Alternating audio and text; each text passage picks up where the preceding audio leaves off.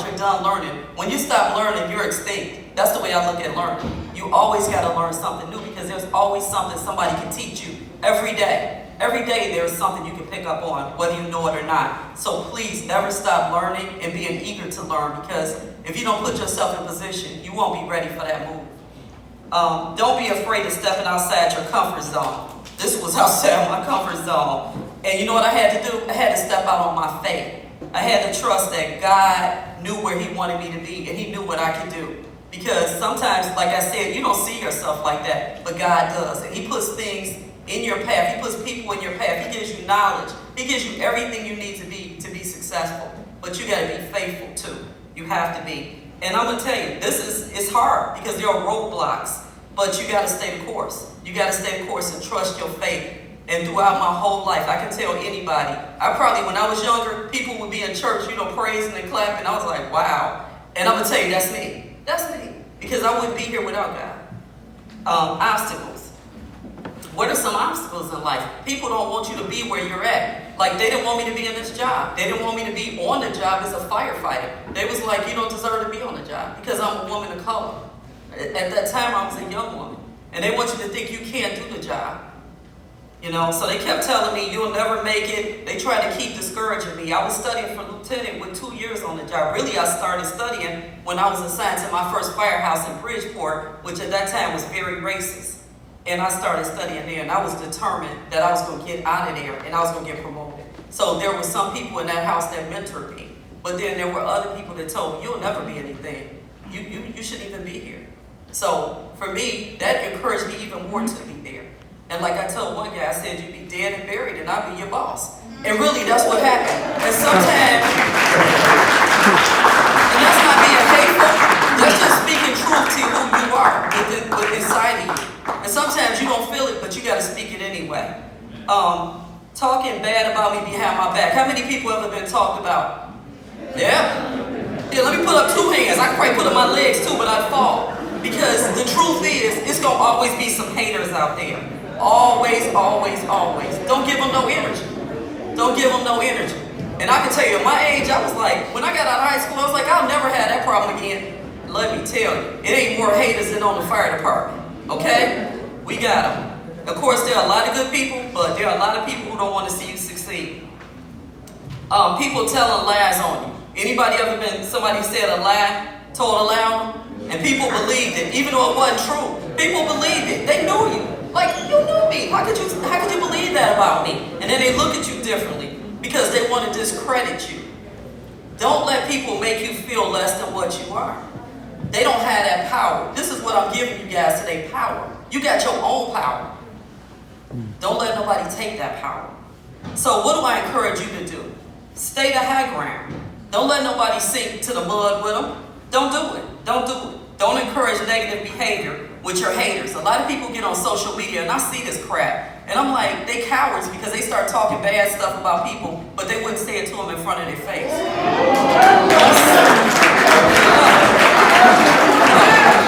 Don't use, and I know you guys are wrapped up in social media. Don't use that as reality. That's not even reality. You know what reality is? Us sitting here talking today, face to face. A text message ain't reality. This is reality, y'all. Interacting with people, having love for your brothers and sisters, no matter what color they are, no matter what gender they are. That's what we're supposed to do. And that's why the world is messed up, because we forgot that. Especially in the black community. I know we forgot it because we hate each other. We're shooting and killing each other. So I trust young people to bring it back. I trust you guys to save us. I really do, because my hope is in you. My generation ain't no hope right now because they didn't do it. They didn't carry the ball. They didn't put you guys in the place where you needed to be. So it's up to you to show us the way. And let me tell you, throughout history, young people have led the way for us to see the light. They really have. In civil rights and all types of ways they have. With this Black Lives Matter, it's been young people, right? Same thing. Gun violence, we need to take that as serious as we take Black Lives Matter, because all lives matter. So people are trying to bring you down. Why? Because they envious. They can never be who you are, ever. So I gotta hate on you so I look better. And then everybody else who's gonna be a loser is gonna buy into it anyway. So you gotta just walk away from that group. And I know peer pressure is hard. It's hard to stand alone. But trust me, if you stand alone and you stand right, in the end, you're going to be okay. You're going to be okay. So remember, when you're close to success, there will be obstacles. Don't trip over them, jump over them. It's going to always be obstacles in life. Trust me. You get to my age, you're like, ooh, I can't wait till I grow up. You probably all say that. I can't wait till I ain't got to answer to somebody. I can't wait till my mother don't tell me to do this, or my father or my grandmother. I can't wait till my boss don't tell me this. But guess what? Somebody's going to always tell you something. You're going to always have a boss. I got a boss now. It's called the mayor. She's my boss. So somebody's going to always, people go, oh, you can do whatever you want. No, I can't. Nobody can. But like I said, you're going to always encounter obstacles. Just don't trip and don't fall and stay down. If you do trip, get up and keep going.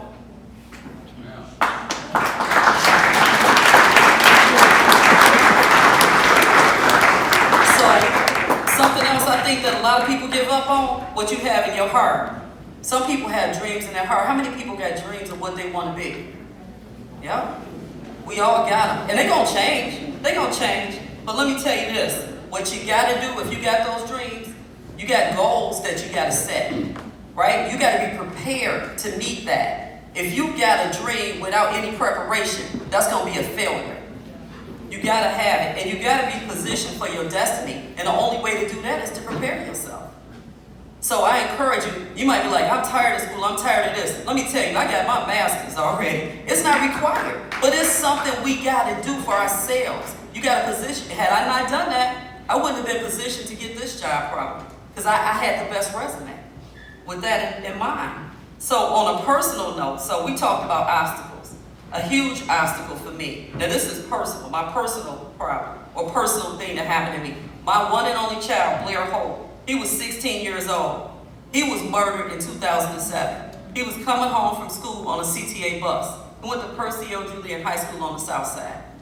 So he's on the bus after school doing what kids do, talking, playing, whatever, headed to my parents' store. They had a small grocery store in Roseland. When a teenager boarded the bus, and he started trying to shoot at the gangbanger in the back.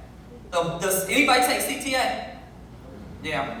So everybody knows, when you tell people outside the state, they be like, what? What's that, a school bus? No. But anyway, he started shooting, trying to shoot a gangbanger in the back, and missed him and shot 5 innocent kids. Teenagers, just like you, 16, 17, 18, 15. So it was 5 of them who were shot.